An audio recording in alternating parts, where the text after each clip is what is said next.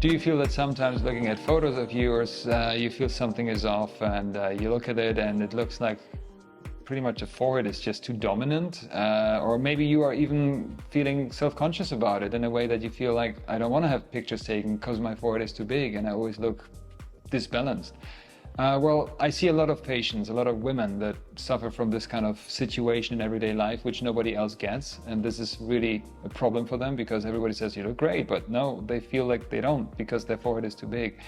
And we do a lot of hairline surgery for that reason. And basically what we do with hairline surgery is we shorten the height of the forehead just to create balance on the face. And that is exactly the reason for Noor, and we make up these names, but I'm very grateful for my patients to allow us to film everything. So that's not her name, but Noor came all the way from Dubai because she wants to have her upper third of the face fixed, in a sense that she feels her forehead is too high.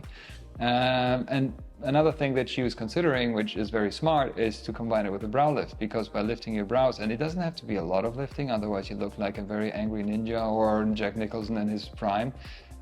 But by lifting the eyebrows and lowering the hairline, what happens is you're just shortening the perception or the perceived distance on your forehead gets less, because both vectors are working. Forehead is going down, and it's a smart idea to combine a brow lift with hairline surgery, or as we call it, halo.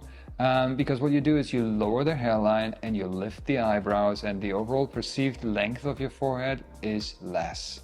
So that's exactly what we did, and we always start off with a conversation where the patient explains to me how they feel about it. It's important to understand if somebody is just not happy about a little detail, such as a big forehead, or if this is something that is dominating their everyday life. And we've seen all variations of this. People that have blackout shades in their bedroom so that the partner wouldn't see the forehead, never leave the house without a hat, have an emergency hat next to the door if the Amazon guy comes over. And this sounds almost obsessive crazy, but it's not.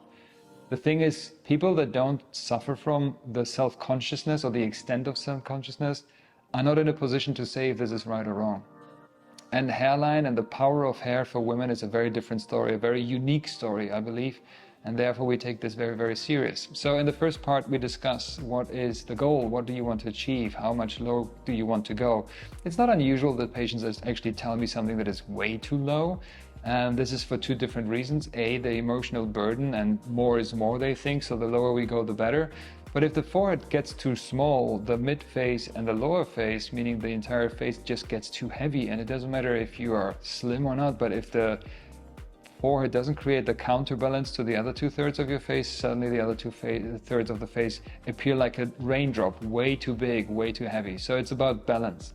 And the other reason is patients never have seen themselves with a lower hairline, so therefore it's very difficult for them to anticipate what is actually going to look great. And that's where I come in, and I'm not dictating the beauty of anybody, but I'm trying to understand where they're coming from and then guide them a little bit. And in this case as well, Noor had an idea of going low, and I explained to her that if we do it that low, it might be a little bit too much. And this is something that is in particular very, very important when you go for the 3/4 view or the semi-profile. If you go on the sides here and the distance between the lateral or the tail of your brows to the hair is just too short, it doesn't look natural. And we all have this little, well, if we have hair, not me, but we all have this little step on the sides where the hair creates this little angle, and this is so, so important. And I always say to my patients, you want to keep this little angle. You want to stay about 12 to 10 millimeters above, and this creates a natural hairline. If you connect your hairline all the way to this angle, some few patients might have this as a natural hairline, but it's very unusual.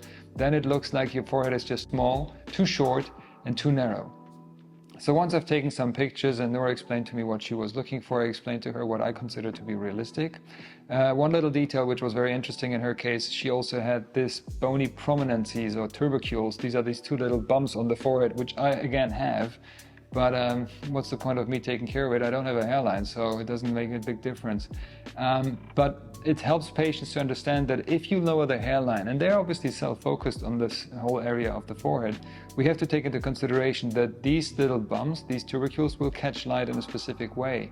And since you've been already so sensitive about the upper third of your face, it's my job to tell you if we can improve this. And in her case, yes, we can, because the light will just spread out more smoothly if we take off the edge of these bony tubercules. I always say it's like decapping the iceberg. By flattening the iceberg, the whole area looks better.